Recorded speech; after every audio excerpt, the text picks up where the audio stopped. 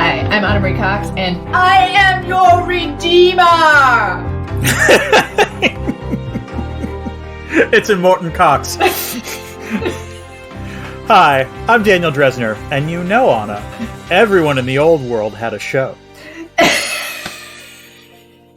They were talking about podcasts, Dan. They were. I think that about podcasts. Yep.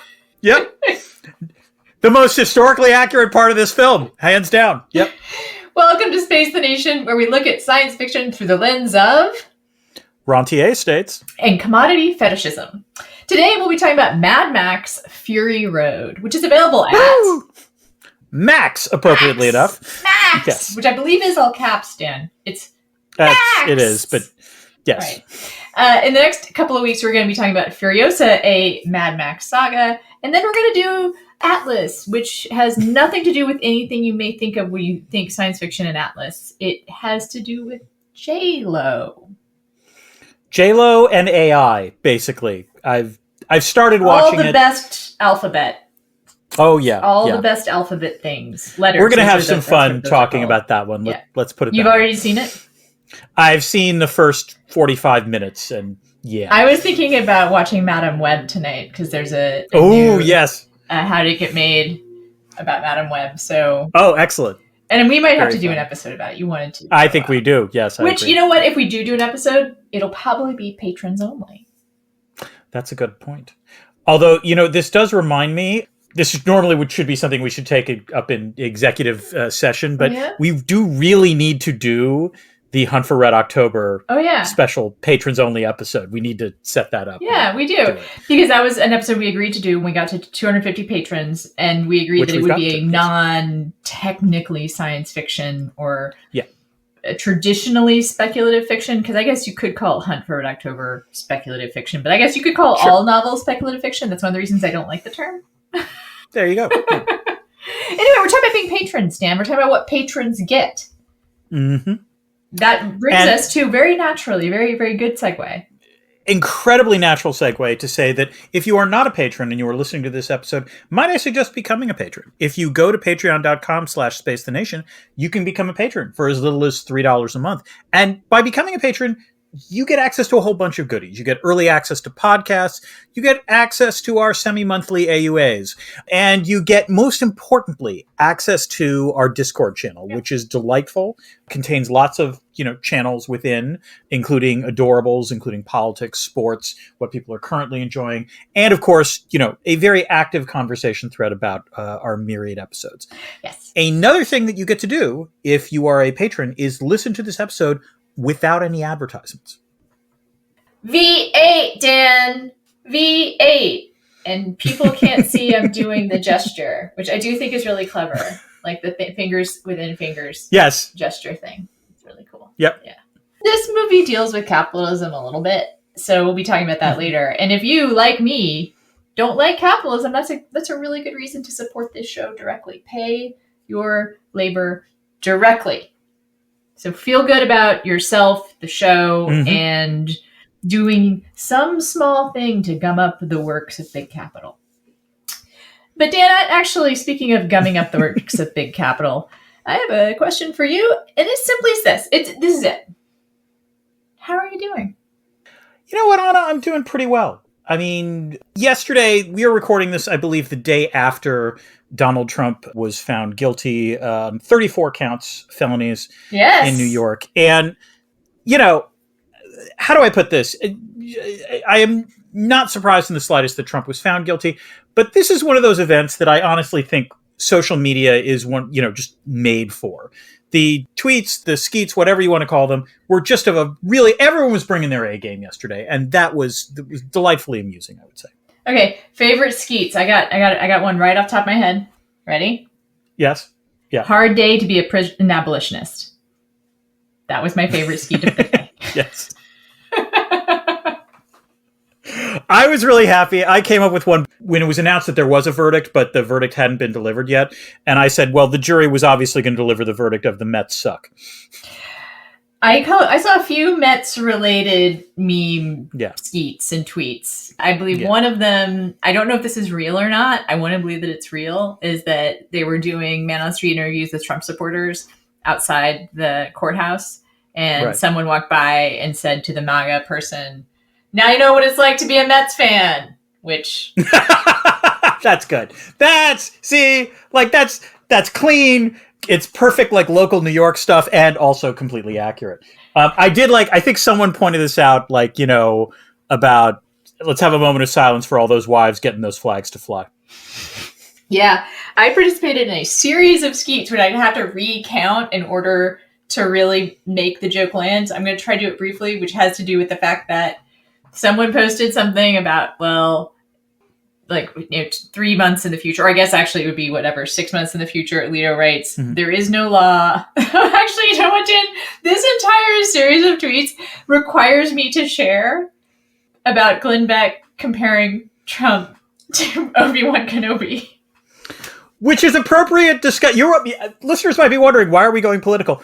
We're going political because inevitably you cannot escape the science fiction in the poli-sci. Yes. And Glenn Beck made what is, without question, the most dubious analogy possible about the Trump verdict. So go ahead, Anna. He actually literally said, folks, watch episode 5, strike me down, and I shall become more powerful than you ever imagined. It's not episode 5, number 1. It's not episode 5. That is episode 4. That was the original Star Wars. It's not said in episode 5. Which, of course, wasn't episode 4 until 1981 when they made the second one. And then also, there is the question that, you know, Star Wars fans debate today, which is, did Obi-Wan become more powerful? Did he?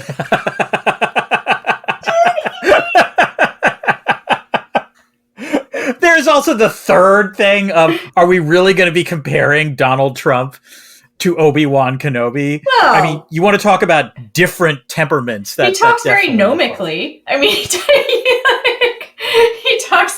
talks in riddles. I mean, there's that. But so the whole series of skeets had to do eventually with getting to Alito issuing a judgment in November saying there's no rule that a hologram can't be president. And then someone else saying, as you know, and he would of course use the precedent of Air Bud v. NBA. And then someone saying, which is really weird because, you know, he actually dissented in that original verdict. And then me saying, Mrs. Alito out there flying a golden retriever upside down. So... Okay, you brought it all home, Anna. Did you like that journey? Dan, did you enjoy the journey? It was an enjoyable journey. Okay. But I feel like, speaking of journeys, we should get to the film. Yeah, relatively short journey. The film, that is. It really only goes... It goes only 2 places. So... Yes. No, literally, you know... This is a movie about taking a U-turn. That's the best way to put it. Very nice. Very good. Yes. Yeah. Thank you. Why are we talking about it? If it is such a goddamn plotless, you know, spectacle. We are talking about this because Furiosa is coming out with Anya Taylor-Joy, a prequel to this film. And it's long past time we talk about Mad Max Fury Road, which I love, I think, almost as much as Anna loves Alien. I love Alien too, but this movie is just, it is a pure... kinetic joy. No. These are strong words that I'm using. These are and I will back them. Strong words. And I look forward to backing them. I really do. Yes. And I will confess, I was actually kind of hesitant to watch it because I saw it on the big screen, like many, many, many people. And I absolutely loved it. But there was something, it's so kinetic, it's so immersive, it's such a spectacle. And I actually was kind of like, do I really, if I watch it like in my living room, is it going to feel the same? You know? And there was a part of me that really just thought, I almost don't want to try. Yeah. But got up to the last minute, got up to last night. And you and I have had some delays, and I didn't want to disappoint my friend Dan. Yeah. So popped it in, as it were. Still think of things as popping in a movie, Dan. Do you do that? I was going to say, that is a very Gen X phrase you just used there. I still think of popping in a movie. Anyway, put it on, and you know what? Like, grabbed me by the throat, didn't let go. I completely got sucked in again. Maybe we'll talk about the FX. Some of them suffer being on the small screen in that way that FX sometimes can look actually worse. It's true. I think on the small screen. Yeah, there are times where we rip the FX on our podcast, and I think it's worth remembering that sometimes those effects probably look better in a big screen than they do when you're watching on television. But I have to admit, like, this one, there's one obvious one that's CGI. Beyond that, like, it's just amazing. Should we say now? I have the one that kind of took me out, but I know. What was the one that took you out? I know which one. It was the polecat swipe.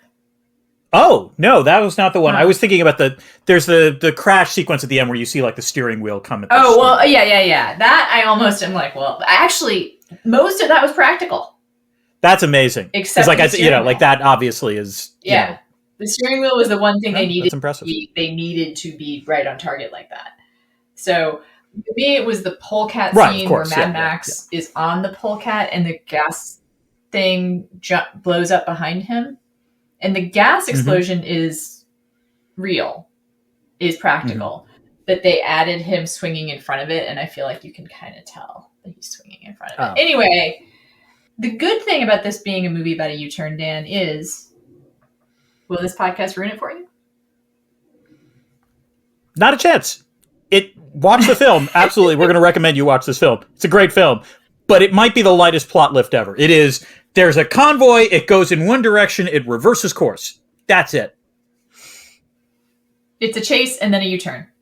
That's it. A chase and then a race is actually how I meant to put that. Chase and race. Chase and race. That is all I've Chase followed by race. Mm-hmm. Yeah. I'm actually excited to hear about your previous experience, Dan, because you made it a cliffhanger last time we spoke. You said it got you the angriest you've ever been at your child. At my son, yes. Yep. Yeah. Well, we should specify. Perhaps there's been other instances with your daughter. Just as angry. I say I have 2 children, so I don't want to indicate like it's Yeah. So I remember specifically watching this movie because again, like you saw it on the big screen. I saw it at a Super Lux theater, which had just opened up like in the previous year in the Chestnut Hill Mall close by. So there are 2 things I remember very specifically about watching this film beyond the sheer enjoyment of the film. The first is that I did savor, and I continue to savor, the irony of watching this film about a post-apocalyptic wasteland while someone was bringing me Thai chicken bites. Because that is the virtue of watching it in a Super Lux. You can order like gourmet stuff. So like, I really enjoyed that, and probably I would have enjoyed it more than you, but it was just one of those things where like, spoken like a true neoliberal, Dan. Great. Okay, exactly. It was a neoliberal. It was my moment of neoliberal enjoyment. However, my son was about 15 years old when I took him to see this, and this was a rare. Like he was, I thought he would enjoy it, and he did enjoy it. But like, how do I put this? Most teenagers have a sort of peak asshole phase. In which they are just insufferable to be around if you're an adult, particularly a parent. And really, quarantine is not the worst thing you could do in those moments. But the point is that my son was in that phase at this point. But nonetheless, I was looking forward to taking him to this. I thought, okay, we're going to both agree that this is a great film. He was like, grumble. We watch the film. We're walking out of the theater. And I'm like, so what did you think? He's like, he said, acknowledge that was a great film. And then I said, now admit it, this was the kind of film you needed to watch on a big screen and not on your iPhone. And he's like, no, I think it would have been the same. And Anna, I nearly hit him at that moment. I didn't. But like, that is one of those moments where I was like, you nearly pulled a Jack Torrance. I nearly did. It's the closest I came, I think. Wow. I was just so offended that he actually would have tried to like make that statement, that it utterly enraged me. Right, Dan, quick question. You're Jack Torrance. Yeah. You have to go somewhere.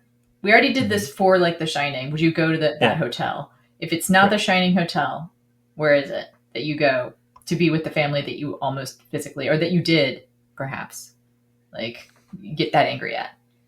Oh, you mean like what's Where do you my go? mental? Where's like the end of the earth that you go? Oh, that would lead me to do that. No. You have this like terrible interaction, and then you decide, I'm going to go lock myself up with them. Oh. Well, we go to New Zealand. I mean, that's right. My answer. My answer is always New Zealand. Yes. Okay, yes. always. Anna, what was your experience, or what's your prior experience? I saw it with my then second husband, and it was, I've shared with listeners before. There were moments along the way that really should have been like. Well, they were red flags. I didn't see. There was the time he asked me if I listened to much Joe Rogan. There was a time he asked me if I knew who Dr. Jordan Peterson was. Oh, he said doctor? Oh, God. And then, walking out of this movie, I'm like, so what'd you think? And he was like, it's just a car chase.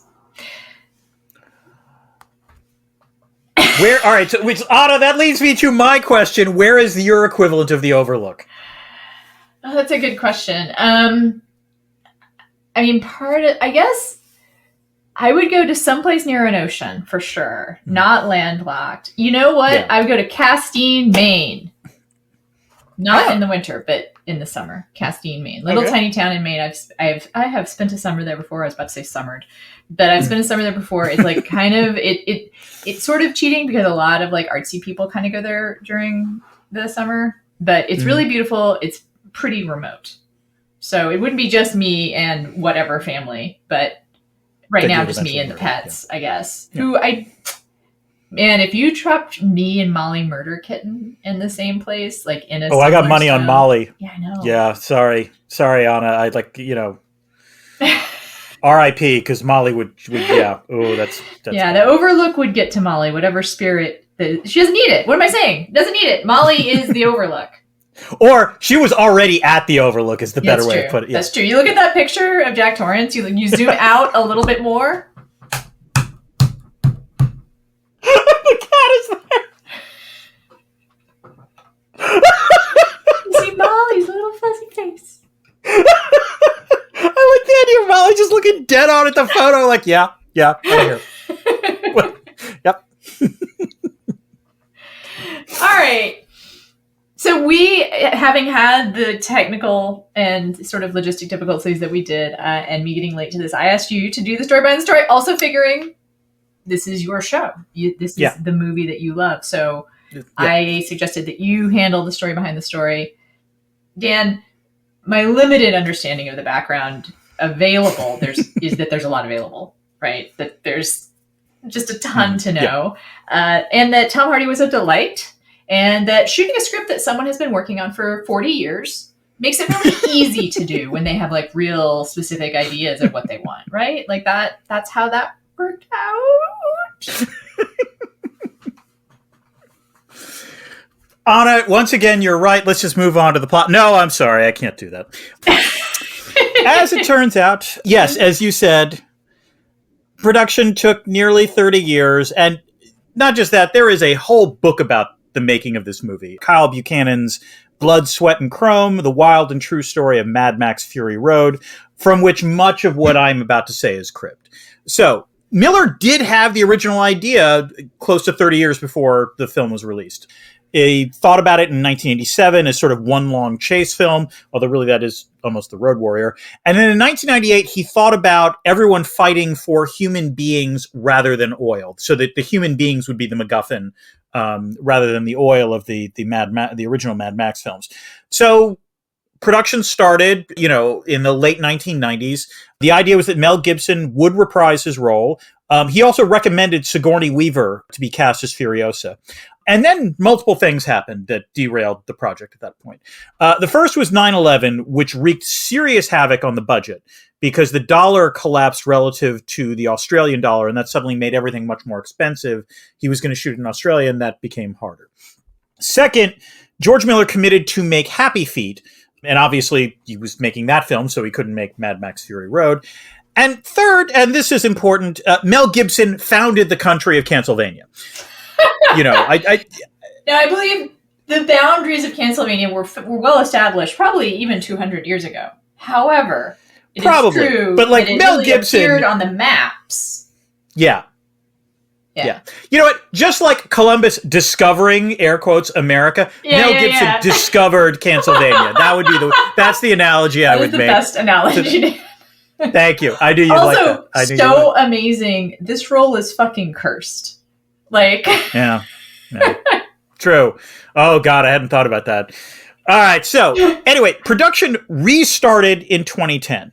And by that point, everyone acknowledged not just that Gibson was sort of toxic, also he was just too old to play the part.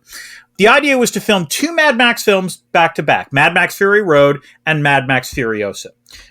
Obviously, Tom Hardy and Charlize Theron were cast. Anna, who do you think might have been cast in the, let's say, Mad Max role? Who else would you have guessed? I'm going to let you tell me because I have a feeling that these are some bangers. One of them is your boyfriend. I'm just going to let you know. One possible Which one is one? boyfriend. So, Joel Kinnaman was a possibility. Because Pablo Pascal would be amazing. Pedro Pascal was not among the ones. Pablo Pascal, different person. Probably the person who actually is in my DMs.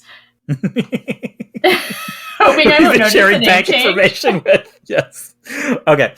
Before he died, actually, Heath Ledger was originally thought about, and he would have been actually not that. That would have. You kind of wonder what that would have been like. Eric Bana, another Australian, possibly cast. Michael Fassbender was considered. Jeremy Renner. So good. Jeremy Renner also very, very good. Eminem, believe it or not, had a meeting on this. 8 Mile Road, very good. He's very good. Except that Eminem refused to leave the United States. He was never going to go to Australia. He is a little bit of a weirdo, although all of these dudes are weirdos. All of them are weirdos. I think Joel Kinnaman could have been fantastic, by the way. Speaking of weirdos, the other person was Arnie Hammer. Oh, damn. And Anna, there is a role in this movie called The People Eater.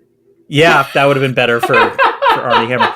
But this is my favorite fact about this, the casting of this film. Tom Hardy was crazier than Arnie Hammer. Apparently, both Hardy and Hammer read together as part of their audition. Hardy gnashed his teeth and spat at Hammer. Hammer then told Miller that Hardy needed to be Max far more than Hammer did. Like, this is how weird it is. Arnie Hammer had a better sense of, like, theory of mind than Tom Hardy did. Weirdo. Like, yes, exactly. You. Like, Arnie Hammer was like, whoa, I thought I was weird, but like, whoa, exactly. Of being, thirsty in DMs in exactly. a bozo. Okay. Yeah, that is wild. I want to say, actually, we'll talk about it more. I mean, Hardy's amazing. Like, yeah. No. The casting choices are great. Speaking of which, like, obviously this film does not work without Charlize Theron as Furiosa. She's fantastic. The fact, I don't think she got an Academy Award nomination, which is insane. She was so good. And this should have gotten Best Picture. I mean, yeah. Although I am partial to Spotlight, but like this one definitely was. Yes, I know you are. I have actually weirdly mixed feelings about it as a journalist, but very good movie. Yeah. It's not that Spotlight didn't deserve it. No. But this film has a longer. It should have won. But yeah, who else besides Charlize? Tell me. The other options were Jessica Chastain. Ooh, bad sunburn for Jessica. I think she dodged a bullet on that one. Gugu Mbatha-Raw, who she could have potentially done that. Ruth Negga. The last one, I got to admit, this would have been intriguing, although I don't think she would have been as good as Gal Gadot, who apparently gave a great audition. They basically decided the problem with Gal Gadot was that they thought she was too young at the time for this role, and I think they were right. I think like one of the reasons this film works, and one of the reasons Charlize Theron works as Furiosa is that she is clearly older than the wives and has seen more shit. And so, yeah. And actually, I think one of the reasons the movie works is that Hardy seems relatively young, right? I mean, I don't know if he's supposed to be young. He seems younger than Furiosa would be the way I would put it. Yeah. That's, I mean, not by a ton. Older than the wives, younger than Furiosa, right? Yeah. Fun fact about Charlize Theron, she was cast without an audition. It was just over lunch with George Miller. And also, she and Tom Hardy finally read. And apparently, like, when they were, like, initially together, like, this is before they started going on location, they were so hot together that the casting director, Rona Kress, backed her car into a pole because she was staring at the two of them. This is her words. I'm actually not making this up. I'm just trying to imagine the scenario where you're in your car staring at the two people. I guess they could have been talking on the sidewalk after the script read. Yeah, I think that's basically what was happening. And also, bear in mind, this is like Charlize Theron, like Hollywood Charlize Theron. Like, she hasn't shaved her head yet or anything. Oh, no. I mean, we're going to get to the gnarly stuff, but I think anyone who even glances at this movie can feel that there is chemistry between them. That is the unfortunate. That's a good way of putting it. Yes. Like again, I'd leave it this way. I assume she backed into a poll because she realized she'd done a great job in casting. Because it was some great choices. It's All interesting. Right, so the hotness is the part that's like it's just they make each other crackle for sure. Yeah. Right? Yeah. They originally planned to shoot the film in Australia in 2010, but a once-in-a-century rainstorm essentially caused them to pull the plug. So a year later, they restarted production in Namibia. Production there lasted 9 months, and then they had to reshoot both the opening and closing scenes in the Citadel. They actually hadn't shot them. They had to shoot them in 2013. So, were there tensions on set? Maybe, just a few. Part of the problem was, simply put, again, just as most of the effects were real, they were mostly shooting in a real truck for long stretches, in incredibly cramped quarters, also during the winter in Namibia. Apparently, the wives were freezing throughout the entire shoot because they're barely wearing anything, but again, it's actually legitimately cold. I think it is, Charlize Theron and Tom Hardy had a clash of styles. Tom Hardy's acting style, just going to put that out there. Tom Hardy, okay. Tom Hardy was method. Charlize Theron is absolutely not method. Most importantly, not insignificant, Tom Hardy was chronically late to the set. Charlize Theron, understandably, particularly as a new mother at the time, wanted to stick to schedule. In one editor's words, this is a direct quote, "Boy fucking howdy, was it clear that those two people hated each other. They didn't want to touch each other. They didn't want to look at each other. They couldn't face each other if the camera wasn't actively rolling." In Charlize Theron's words, "In a weird way, we were functioning like our characters. Everything was about survival." She also said, "There's a level of the body remembers trauma related to the shooting of this film that's still there for me." I thought of you, Anna, when I read that quote, I got to admit. Yeah. Hardy has said, "It left me irrevocably changed." Nicholas Hoult, who plays Nux, basically compared the experience to being on a long road trip as kids. Quote, "You're on your summer holidays and the adults in the front of the car are arguing." And of course, one reason why Jack Torrance was on our minds before we started taping is because we both knew about this quote, and I suspect it wasn't just like having your parents arguing. It was as though your parents are the Torrances and they're arguing. Because Hardy, Charlize Theron has been incredibly classy about the way she talks about this and kind of owning her part of it. And I think that her part is a little bit that she didn't say more. Yeah. And that she didn't handle her anger at him in a way that would have allowed them both to get maybe further. I want to be very clear here. Reading on the making of this film, I would say, if you're going to talk about blame, Hardy definitely deserves the overwhelming majority of the blame. So I don't want to make this sound like a defense. I will say Hardy's post-film quotes also make it clear he has also acknowledged that he's played a significant role in the tension. And I do think it's interesting that this is not just like they didn't get along. There's structural stuff that is worth pointing out because it's also in the movie. Which is that Charlize Theron felt physically threatened by him at one point. He charged her, and that's different than charging Armie Hammer. She asked that a producer be on set with her at all times. A woman producer be on set. A female producer.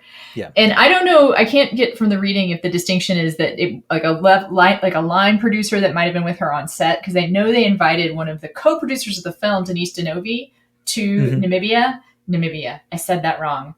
No, you said Namibia. That's right. Namibia. And Miller wouldn't let her on set. And again, Charlize Theron incredibly classy about it, and her kind of what she says is that Miller's very protective of his process and viewed having another producer on set as perhaps being a threat to his process, but that maybe more female producers should have been involved earlier on. And she said that today, perhaps with more awareness around women working on sets, the same situation wouldn't happen again. However, I don't know if you've been looking at the Anya Taylor-Joy interviews. It does sound like who knows? It sounds like it was another rough set. That's all. That's what I'll say about that. The other thought is just on the idea of Hardy being a method actor. There's a YouTuber who does long form film criticism. This is not her real name, but the channel is called Broe Deschanel, which is very funny. And she she has like an hour-long thing about what method acting is, and it's become kind of a catch-all term for like staying in character, although there is actually a method, capital M, form of acting that it has certain things that you do. But okay, fine, method is when you get in character, you stay in character. And her criticism points out that it's kind of hard for anyone who's not an already successful white actor, male actor, to do method. That people who aren't that have a hard time getting the breaks that person might get in being in character all the time. It was Natalie Portman earlier this year who said, "I've gotten very into roles, but I think it's honestly a luxury that women can't afford." She meant method acting. I don't think that children or partners would be very understanding of, me making everyone call me Jackie Kennedy all the time, which I think is funny. And also kind of points out that when we hear about method acting, it's usually someone being a dick, right? Like they're inhabiting the role of a real asshole.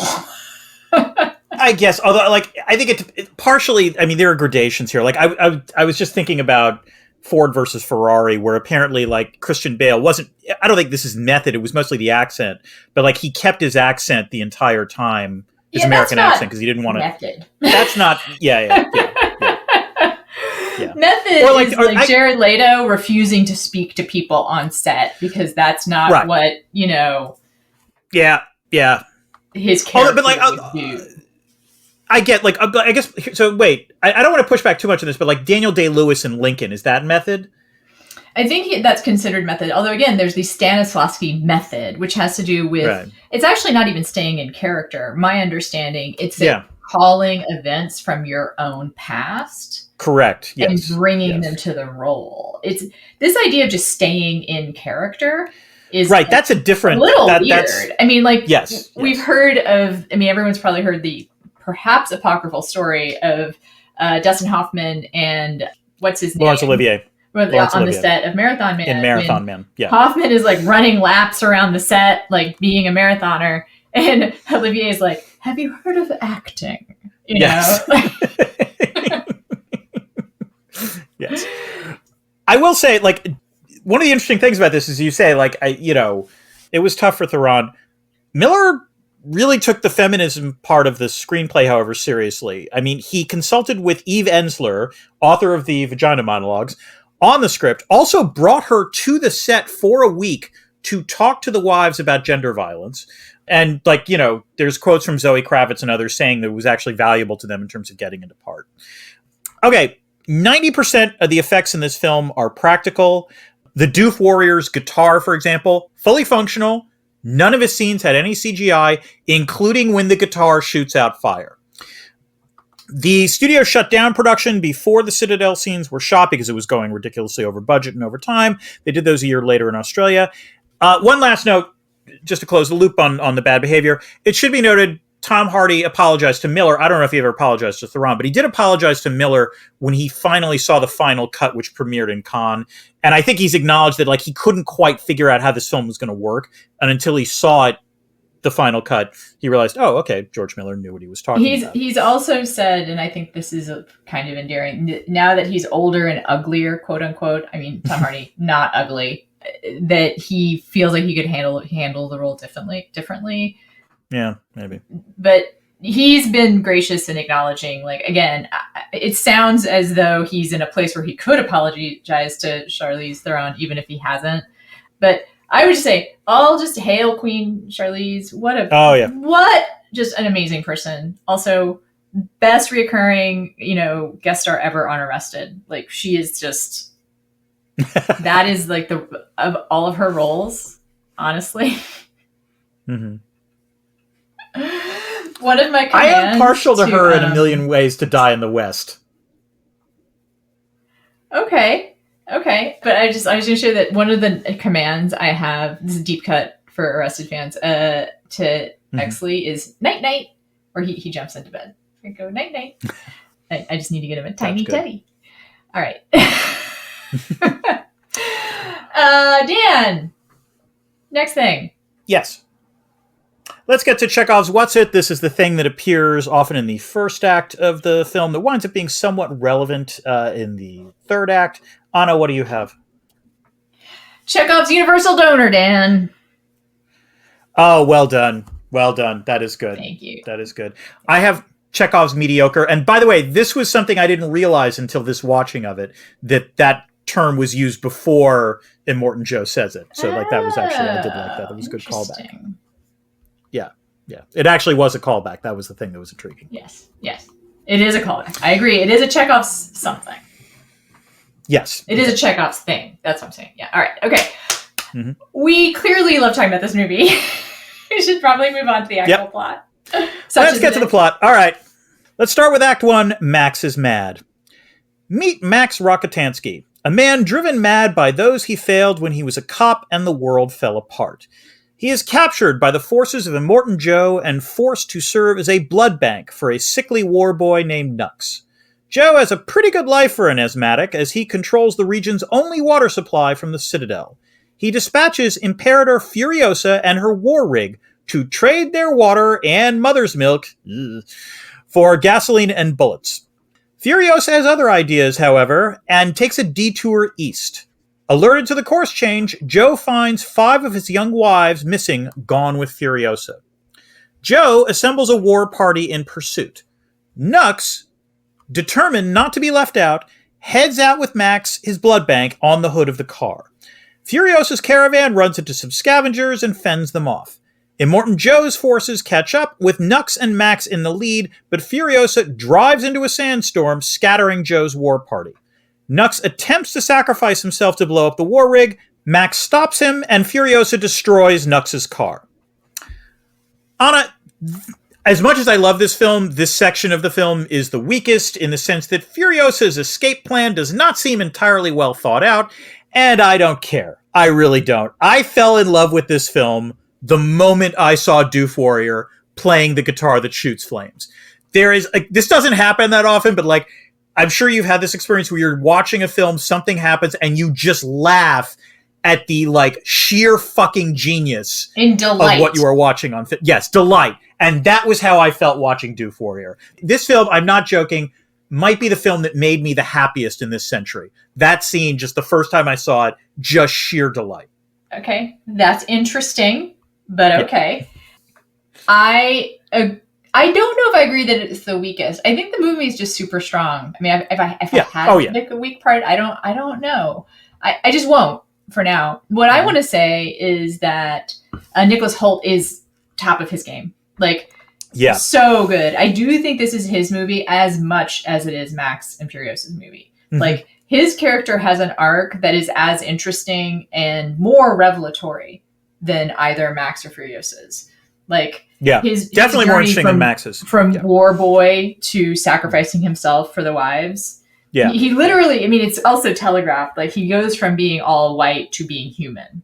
You know, like that. There is this really unsubtle, journey he has.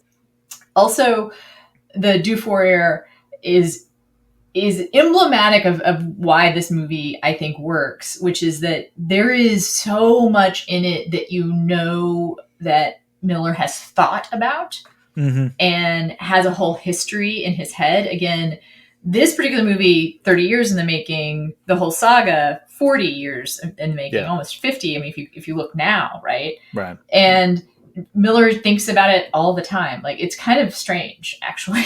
Like, he has like hundreds of storyboards for these movies. And if you watch a video about them and they show the storyboards, you can see direct scenes. Like the scene of Mad Max leaning out with the face mask over Nux's car is the rig. It's like a 1-to-1 shot. The same shot. And when there are weaknesses in this movie, I don't care about them either. Like you're saying, right. For instance, the sandstorm doesn't make total sense, but it's gorgeous. It's gorgeous. I mean, holy shit. How does it work? Why is it there? Thunder, tornadoes. Is it a big wall? Some people get blown away. Some people don't. What's keeping one car on the ground? Another car gets off the ground, but you don't care. One video I watched about it said it doesn't have to make sense because at the time we're seeing it through Nux's eyes, and Nux is high as fuck. so Miller gets to just, he's taking a hit of whatever that chrome thing, which, bonus behind the scenes note, that chrome thing that they spray in their faces, the Warboys spray in their faces, was cake decorating ink. Good to know. So completely edible, but they said it tasted really gross. So, ugh. Let's continue with Act 2, A Fragile Alliance. Max comes to, still tethered to Nux. He sees Furiosa repairing the war rig and the 5 wives cleaning themselves off. Max approaches them with a gun. I'm just going to read the wives' names here. Toast the Knowing, Capable, the Dag, Cheeto the Fragile, and the splendid Angharad. A fight ensues, in which Max finally seizes control of the rig and drives off, but he can't bypass the kill switches that Furiosa has installed. Seeing Joe's war party in pursuit, Max agrees to let Furiosa and the wives board the rig, holding them at gunpoint. Nux scampers on, unbeknownst to anyone, and tries to sabotage the rig and kill Furiosa. The wives insist that Furiosa not do any unnecessary killing and instead just throw him off the rig, and Joe's forces then collect him as they pass by. Max and Furiosa see they are being pursued not only by Immortan Joe's forces, but also war parties from the Bullet Farm and the Gas Farm.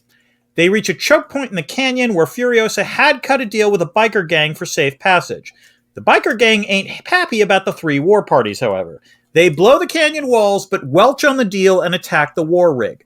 Immortan Joe gets through with Nux, but Nux's attempt to sabotage the rig fails. During Joe's attack, Angharad dies when she falls from the rig and Joe runs her over. Anna, so 2 things about this section. The first is, again, the stunt work is just fucking amazing. And where the bikes are flying over and they're throwing, fiery speed, not enough can be said about the stunt work in this film. This is also the section where Max and Furiosa, their relationship sort of switches from being adversaries to being wary allies, I guess would be the way to put it. My question is, did you buy that transition? I do, and I appreciate that it goes along in stages. Yeah. And I think the stage that we're in here with them is from antagonists to 2 people with a shared goal. Although I don't know if they're actually allies. I'm sure there's an IR term for this situation, Dan. Is there? I would say there's 2 ways you could put it. The first is they have an entente in that, it's not that they're allies, but they've agreed they're not enemies at the moment. There you go. Yeah. Also, overlapping interests rather than a shared goal. That's what I meant to say. That would be the way to put it. And I think that makes sense for these characters, right? That they're not going to become allies just out of nowhere. They have to learn to trust each other out of traveling this road, literally. And then the turning point is at the end when they go back. Is that the turning point, Dan? Come on. Is this lag? I think it is actually. No, we'll get to this. No. Sorry, the lag. The lag hit. Oh, the turning point. God. It's the turning point of the relationship. I guess it's genuinely not funny. So I'll just move on. But I really liked it. I also want to say that this is not the turning point for me, apparently. I want to point out Nux's journey here too, which is it's really important that the wives keep Furiosa from killing him, right? And this is where respect for life saves your life. If you can show respect for life in sort of a general way, then perhaps you then are given a gift, of continued survival in return. So I'm just going to be popping up for Nux standing. I would say you're Nux standing, really. This is I was not expecting this from your watching the film, but it's a fair point. And actually, what you raise here is important to bring up, which is I think the first watching of this film, you wind up thinking that the wives are pretty clueless for a variety of reasons. I mean, they've been pampered. They have all their teeth, for God's sakes. You know, they come across as naive in a variety of ways. But I think you're right, actually, that on the second viewing or multiple viewings, you realize they have an ethic, and there is a reason they have that ethic. And they are paying it forward. By treating Nux humanely, they benefit from that down the road. So they do good by doing well, or they do well by doing good would be the better way of putting it. Okay, for those of you who are not patrons, it's time for some advertisements. We'll be right back after this ad from The Green Place.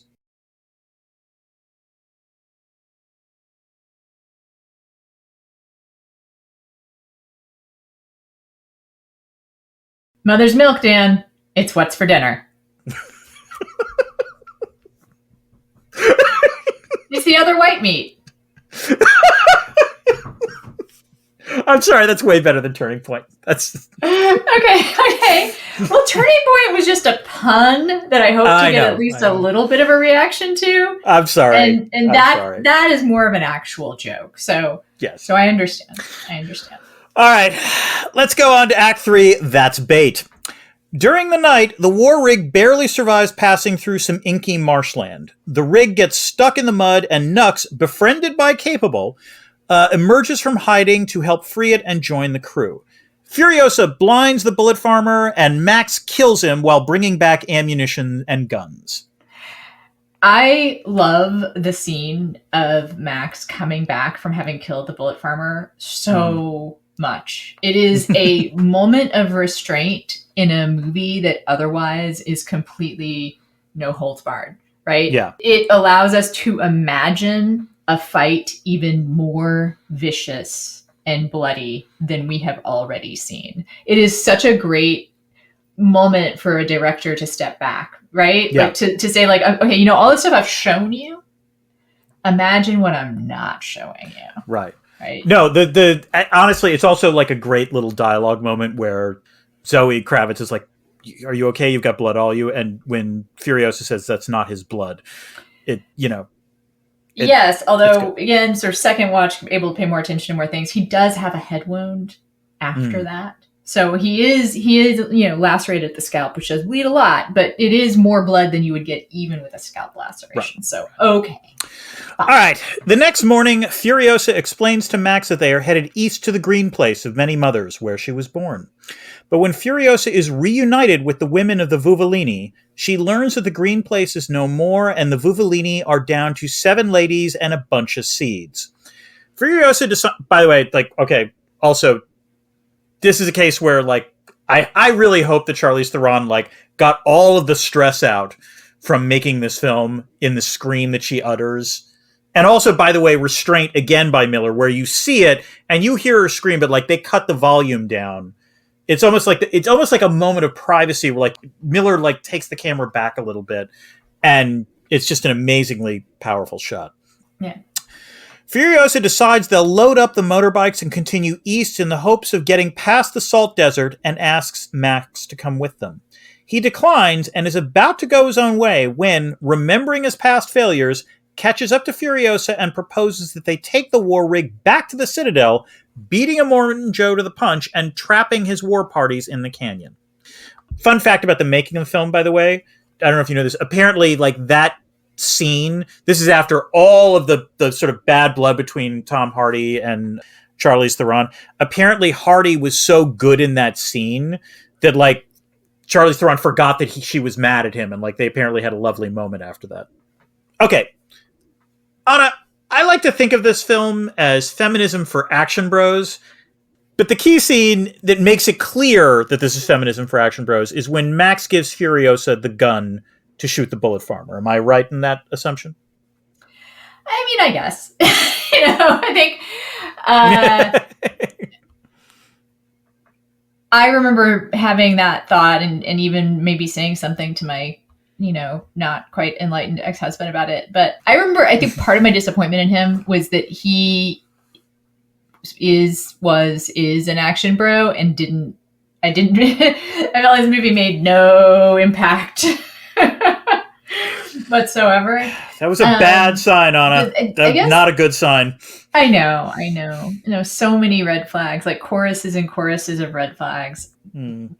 But I do think that, I'll say more about this later, but I think that the gender politics of this movie are not, much like its class are not super sophisticated. And I'm glad it's there, right? Yeah. But I think some of the backstory really complicates, like backstory that Miller has in his head, and it's there are 2 prequel comics that I will confess I did not read, but just found out about. The Vulvalini, is that what it is? Mm-hmm. Yeah. Yeah. I confess, I kept. Oh yeah, you kept wanting to say vulva because that's what I keep on wanting to say. Yep. So. Yep, that's same. Yeah. Okay. Thank God you said that, Anna, and not me, because like I always felt bad about that. But yes, keep going. But they're not just matriarchal; they're actually rapists. Wait, what?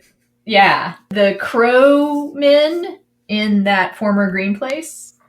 Yeah, you see a shot of them as they're walking. Yeah, they are the males that were the boys that they, I will use this term that's apparently in the comics, milked for sperm and then send back out of the green place. So okay, this is where I am going to just like, if that's the comics, fine. But like, I will say this: we have a prequel now where we've seen what the green place looked like, and it did not look like that. So I'm going to choose to interpret. I mean, I haven't read the comics, so I don't know like what. I don't know exactly, but the rape part is pretty rapey, though. Like that's. Yeah, sure. Yep. And so the movie gets slotted as feminist, and I don't know if it's actually feminist. I would say it's like not patriarchal, you know, and it challenges some assumptions about gender, but I don't think it's like really. It's not revolutionary or anything. It is showing that women can be just as badass or just as bad as men. We'll talk about this a little bit when we talk about the IR in the film. Let me put it this way. What I would say is... I don't mind it. Yeah. No, I know. But I also think that maybe you might be underestimating the effect of this film because it's been out for close to 10 years. Because, let's face it, when the film came out, everyone assumed this was just a film about Max, right? Like Charlize Theron was in it, but I think this is one of those films that when you went in not knowing what was going to happen, what is surprising when you watch it is that you realize this is Furiosa's story more than Max's. And that's the thing that I think is, you're right. It's not subtle. It's not making a deep point, but I do think the sort of radical nature of it is underestimated now because we just take it. In my case study of one, it didn't work very well, but I am willing to grant that there are probably some dudes out there, like there's some like future Bernie bros who probably got radicalized. There we go. Yeah. Actually, not radicalized enough if they turn into Bernie bros, but. I am willing to just continue moving on. Granting, there's some cool stuff in this movie. I'm not mad. Just making some points. You're not mad, Anna. Mad Anna. Mad Anna. All right, let's close with Act 4. Let's cut to the chase. Joe's forces spot the war rig, and Joe figures out their plan and orders everyone to pursue. They attack the rig with just about everything in their arsenal, stealing Toast with a polecat and stabbing Furiosa with a knife. 5 of the Vuvolini are killed defending the war rig. Cheeto tells Joe's very large and stupid son Rictus that she wants to return as well. Once she's in Joe's car, however, she helps Furiosa climb onto Joe's rig and kill him. The surviving Vuvolini and the remaining brides then cross to Joe's vehicle, along with the seeds. Nux stays behind and sacrifices himself by crashing the rig to block the canyon, killing Rictus in the process and blocking the rest of the war party vehicles. On the way to the Citadel, Max prevents Furiosa's lung from collapsing and transfuses his universal donor blood to Furiosa, thereby saving her life. He also finally tells her his name. Back at the Citadel, the people rejoice upon learning of Joe's death, and the remaining mothers turn on the water. Furiosa, the brides, and the Vuvolini are lifted up to Joe's cliffside fortress while Max disappears into the crowd. All right, Anna, I'm going to make a bold statement here. They are mothers. They are mothers. Hold on. They are mothers. Because if you were, this is from the, like, the reason I say this from the prequel is that it's clear they are mothers. They just did not have normal children. So I am not denying them their motherhood. Oh, Dan pulling with the deep cut, me trying to correct him on them just being milkers. Yep. All right, cool. Just saying. They are. Okay. They are also. I thought you were going to correct me with also they're technically mothers. Like I don't think that they're. You know what they aren't? They're not wives. That was sort of the distinction I think I was kind of. Yes, that I think that is correct. That is the appropriate term. Yes. All right. Yeah. Anna, I'm not sure if you're going to care about this, but this came to me watching the film this time, which is my new theory is that George Miller is who Zack Snyder aspires to be and will never quite get. Because what makes Miller's action films so great are the live action components, which are insane, and, you know, just sort of the amazing use of stunts. But, like, the reason I say this is because there was one, like, brief... There's almost no slow motion in this film. There was one brief use of slow motion in the very beginning of the film when Max is trying to escape, and it almost looks Snyder-esque in that moment. I realized he's just a better director than Snyder in every single way. Yeah, I think that's a good frame. What it makes me think about is how in the writing workshop I teach, but this is not just me, it's almost anyone who talks about good writing, good non-academic, non-think piece writing. Although then even then, the best writing, and I actually like your opinion on this, is at least partially the word that Mary Carr uses is carnal, which is maybe a little bit of an odd. She uses it intentionally so that it kind of, you know, makes you do a double take. That it's in the world. The best writing takes place in the real world. You have tangible things to hook onto. In think piece writing, that can just do with vivid examples, or it can do with grounding in something in a real world situation, right? Or using quotes or reporting. In fiction, it has to do with like describing sensory, experiences. I think in filmmaking, it is a little harder to define, but you get a sense of things taking place in a three-dimensional world, right? That even if you can't see, or even if you can't smell or taste or feel, the world is fully realized, and they're all all the senses are there. And I think ultimately Snyder is really antiseptic. Ultimately his worlds they feel entirely visual. And again, and I don't Miller's are fully all the senses are operating. Right. And I don't mean to I'm not just trying to dump on Snyder, because some of his visuals are amazing. They're legitimately beautiful, but it's just that. Whereas with Miller, you've got the whole package. And so, there's a reason why I'll rewatch George Miller's films. Well, Dan, we've talked about so much already, but I need to follow up on something that we touched on before. Mm-hmm. Is there IR? I mean, IR among all the other senses in this movie? Here they come again, Anna. Your IR questions worming their way into the black matter of my brain. And my answers are feeble. Very nice. Compared to the mastery of cinema that George Miller possesses. There is a little bit of IR in this film. Not a lot, but a little. First, this film does expose the implicit bias in a lot of international relations theory and a lot of foreign policy discourse that presumes cooperation is always a good thing. Generally speaking, one of the fundamental questions that international relations theorists always like to ask is, can there be cooperation in a world of anarchy? Implying that cooperation is always good. But the cooperation we see in this film and the sort of structural level is basically between Immortan Joe, the Bullet Farm, and the gas town. They're all pretty cooperative, which is good for them and sucks for everyone else. Most of the people in this film are living lives of misery. So the elites are cooperating. Everyone else, no, not so much. Second, and here I'm going to follow on your point about a sort of feminist nature of this film. The film definitely offers a feminist take on what international relations looks like in a post-apocalyptic world. And in some ways, I do think there's sort of intra-feminist debate that I think the wives sort of have what I would describe as almost an essentialist feminism. a very first generation feminism of women are different and therefore women should, approach the world differently. And the Vuvolini are like, fuck that noise, basically. That, it's not that they're hostile to women, but they are basically saying, no. We are operating in an environment where we have to act in a certain way. Yeah, go ahead.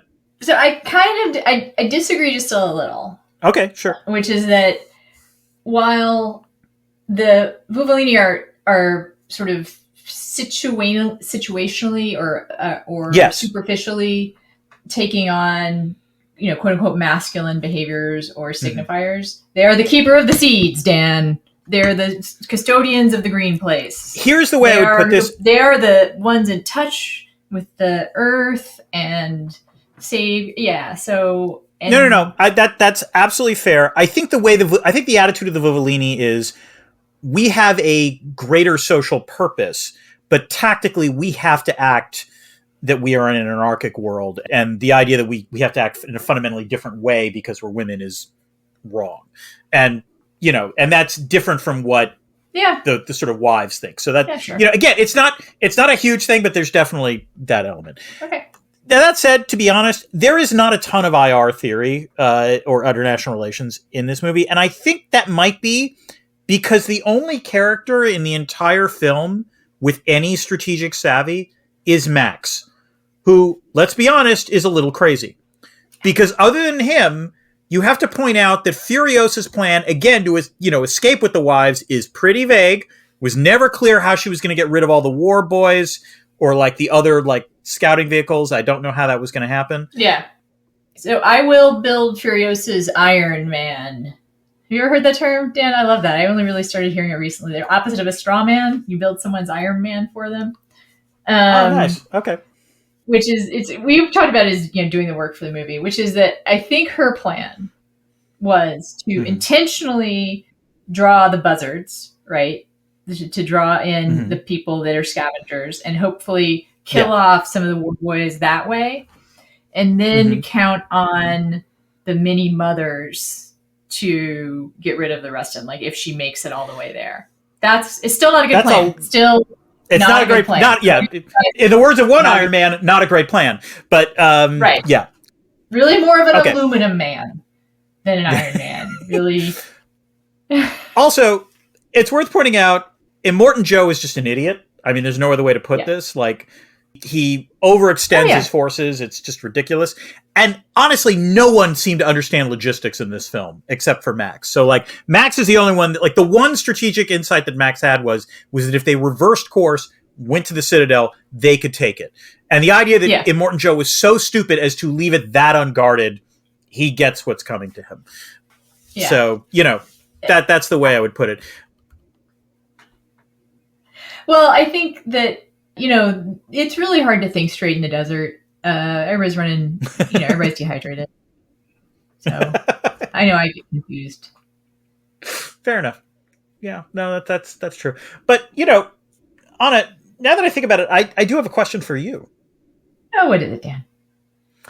Is there a critique of capitalism in this film? Dan. Oh, what a film! What a lovely film!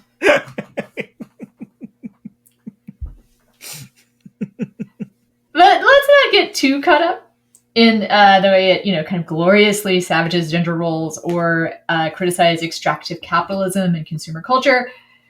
Because this is a movie, this is a spectacle about spectacle. And while it is not sound and fury signifying nothing, it's sound and fury signifying something. But I think it's hard to wean people off sound and fury when you are giving them lots of sound and fury. Yes. And I am glad this film exists. And I do think that, my ex-husband is probably not necessarily typical in being completely unfazed by the gender messages of this movie. Anna, I've got a prediction here. I am willing to bet that your ex-husband, with the passage of time, now acknowledges that this is a masterpiece, even though he did not like it at the first time. Like I'm willing to bet that's his post hoc version. I don't know how I'm going to find out if that's correct. It would be interesting to contact him only to find that out. Just be like, hey, I am not calling for any other reason except to find out, has your opinion of Fury Road changed in the past 10 years? That's it. Now, Good. I think that, again, I just want to be really, really clear that I like this movie and that I don't have a problem with movies that only take half measures in my politics, right? But you're still measuring the worth of someone by their standards of shooting. And also, I think this movie is ultimately kind of essentialist. You know, women are in tune with the earth. Women are better at nurturing. And their importance is linked to fertility. Although, granted, fertility is important. Like, that's the thing. The world, who killed the world? The world is dead. It's hard to sustain life, right? But this is almost a place where the Vuvolini and Joe kind of agree. I do like the way that the movie deals with capitalism. One of my, favorite lines in the movie is about McFeasting. That's just a throwaway line, but it's very funny. And I do think that throwaway line is one of the examples why I like the movie, because I think it's a little more, I think, ambivalent about capitalism in a way. Like, it's capitalism got us here, but it's not like, and capitalism bad, which I think you must appreciate, Dan. Like, yeah, I do. Yeah. Earth is a hellscape because of war over oil and pillaging natural resources. But it's unclear if the movie is saying, and so we need to do this other thing, which I think if I was in a less good mood, I would be critical of. But because I love the movie, I'm like, okay, it doesn't make an argument for communism. It doesn't make an argument for sharing of resources. But I kind of think that the movie is more ambivalent than most people pick up on, Like, I don't think the movie is arguing that Furiosa and the Vuvolini are going to do a great job, like that they've solved the problems. That's interesting. Yeah. I mean, I don't know. I mean, it's happy. It's a good ending. It's not like completely ambivalent, but I like that it leaves a little bit out of that. I will say I don't want to even think about the carbon footprint of this movie. Oh, no, you really don't. No. No, that's a good way of thinking about it. They shipped everything to Namibia. No. That fuel capsule was really full of gasoline. So just there. Okay, moving on.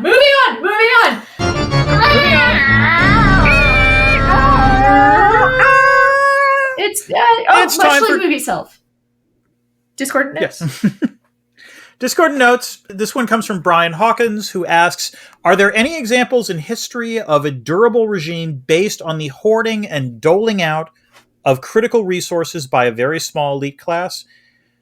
And to which I say, Brian, have you familiar at all with the Kingdom of Saudi Arabia?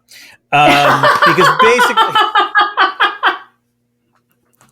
let me put this way, this isn't an entirely fair answer because, clearly in the world of Mad Max, it's water being the scarce resource, and Immortan Joe obviously controls it.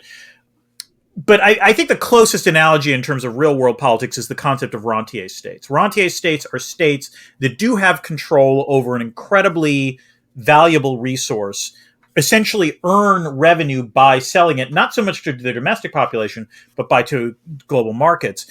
And as a result, rentier states usually don't have any things like income taxes or other taxes on their own citizens. Of course, the downside of that is that rentier states also usually are not democracies. They tend to be autocracies because they don't really need public support. So the sort of implicit contract in most rentier states is, we will provide a pretty generous welfare state for you, and you don't have to pay for anything, but don't ask us how to govern. And unsurprisingly, an awful lot of states that are reliant upon oil as their chief source of revenue are rentier states, and have turned out that way. Good welfare programs for who, though? My understanding in Saudi Arabia is that still lots of people struggling to get along. Is that... Well, okay, this is where things get a little dicey, because the problem is that in most of these states, the citizens are actually okay. The welfare state provisions for citizens are fine. It's for the migrant workers that they bring in to do all of the jobs that the citizens won't do. Their lives suck. There's just no other way to get around that. Right. Okay, yes, because that's what I was thinking about. A very a small class doling out critical resources. Might as well be talking about Texas as well. But by the way, the other thing I would add, this is the one like another odd thing about this film, which is, yeah, like Immortan Joe is horrible, and he only doles out a little bit of water, and he like says, "Don't become too reliant about it." But the other thing that was striking to me is that most of the people who live in the Citadel don't do anything. There's not even that much labor exploitation going on. Like, they're just people at the bottom, like, desperately hoping to get some water. They're not asked to actually do anything except pray to Immortan Joe, interestingly enough. They mostly exist to deify Immortan Joe. That's it. There's the War Boys, and there's, like, his actual organization. They're taken care of, though. Like, they're part of the Rentier. That's like, the Rentier state analogy, yes, I think. That would be the... Yes, exactly. Yeah. But I just want to point out that, like... are the citizens. Right. The way I would put it is like everyone you see in both the opening Citadel scene and the ending Citadel scene, they're just the wretched refuse. Like they're not even part of the state. They're the migrant workers, yes. Except they're not even working. Yeah, they're not even working. I think there is a cut scene where it shows a woman giving the War Boys her child. Oh. Wow. So I think that's the labor, as it were, being done by the migrant workers. So... Okay. Fair. Yeah. If you're wondering where the War Boys come from, which is actually a thought that I had, that is where they come from. So, thank you, Dan. Yeah. Oh, thank you, Brian. What's that? Oh, good Lord! Like it's a steering wheel. Yes. It's the debris field. This is where we bring up things that we might not have brought up earlier in the film. I've got a couple things. Anna, what do you have? So this is a film with, I believe I read something like less than 1,000 lines of dialogue. But some of it is very, very good. Yeah. And one of the ones I liked, I did have a trouble choosing something to lead with. The one I almost went with is, if I'm going to die, I'm going to die historic. Which, hard agree, Dan. What about you? Actually, my favorite line was when the wives yelled at Nux and said, "You're an old man's battle fodder." I just love that line. And it was like, I honestly think like there's a brief shot of Nicholas Hoult afterwards where it's almost like, I never thought of that. Like, it's just like a quick, like fleeting look on his face, but like it actually worked. Yeah. And then there's a lot, I mean, as I said, there's so much of this world is so detailed that when stuff gets a little fuzzy, you don't mind. If you freeze frame on the tattoo that Tom Hardy is getting at the very beginning, it does note that he's a universal donor, that he is feral and needs to be masked at all times, and also genitals intact. Good for him. I mean, yeah. If they have to write it down, I mean, sometimes they're not. So, one of our favorite actresses on the pod, Courtney Eaton, plays one of the wives, and she's also in Yellow Jackets, and she was in The Gods of Egypt, I believe. Worth noting, this was her first film, which is just amazing. We can talk about the performances, I think, another hour. We should note, if you have by any chance have not seen the film and not noticed, Tom Hardy has a mask on his face for like the first hour. Like, that is... Yeah. That is pretty ballsy as a director and an actor to like cover up your lead's face almost completely and rely on him to act through that mask. And he does it. And again, Hardy's great. I will say I had an ongoing issue throughout the movie once you could see his face that his lips looked pillowy soft. And as a person, I appreciate that. And I find that attractive. Moisturized lips are a key feature. But realistic? I don't think so.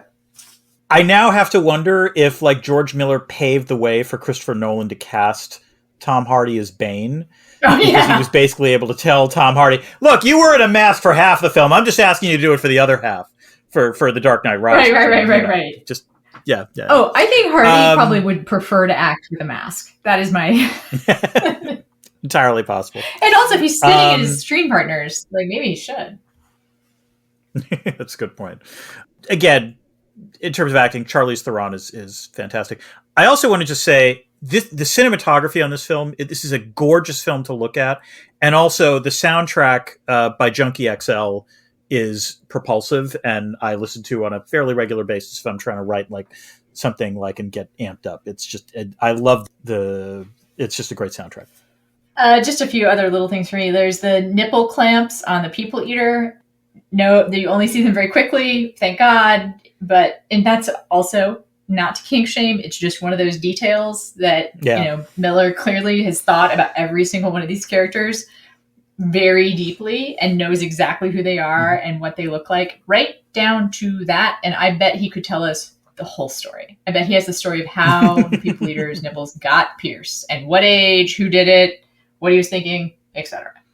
R.I.P. Barry and Larry.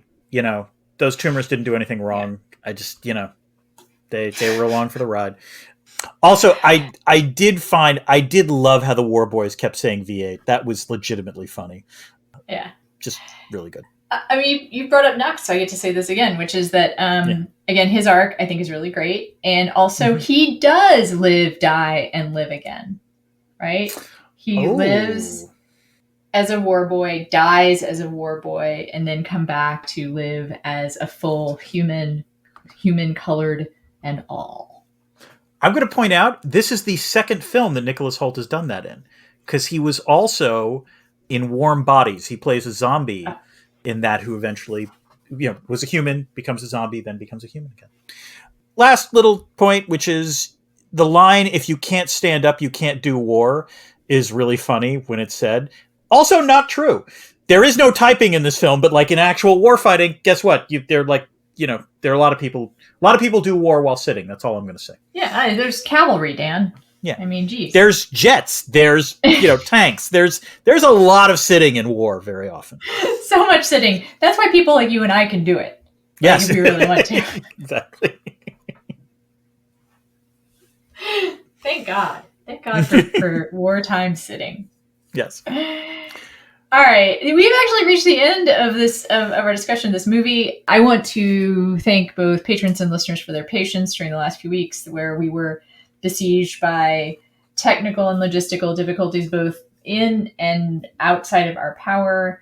If you're looking for an excuse to be a patron, you don't like these delays, I would like to encourage you to become a patron, because one of the issues had to do with my computer getting broken by Molly Murder Kitten. And if you can help me, shaking my fist furiously. I had to pay for a new screen. So it's the Memorial Molly Murder Kitten Monitor Money Fund there. Thank you. Well done, Anna. Thanks. Well done.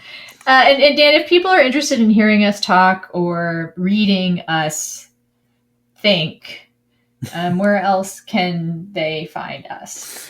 Let's see. We are both on social media. We're on Blue Sky specifically. I am at Dan Dresner. She is at Anna Marie Cox. Anna is also on Instagram as well as her own website, www.annamariecox.com. Pronounced differently, spelled the same.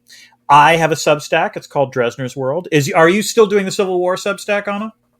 I'm still chugging along on my Substack too, Dan. I haven't had a new issue for 3 weeks, but you know what? I have two pieces that I'm working on, and it sort of the reason why I'm still doing it and the reason I'm mentioning it are that having a newsletter is, I think, I do hate newsletter economy, but I think that there are things in Civil War that I can talk about why I hate a newsletter economy.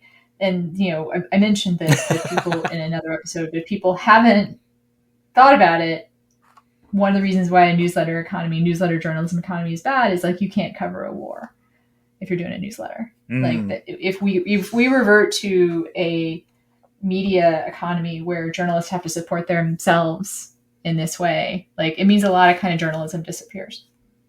Including covering wars. So, on that cheery note, Dan, we've got the Furiosa movie coming. We have the J-Lo movie coming. Mm-hmm. We're talking about other stuff. If you have any suggestions, you can shoot them to us via the Discord, or you can try to Blue Sky. You can try to skeet us. And until next time, keep this channel open.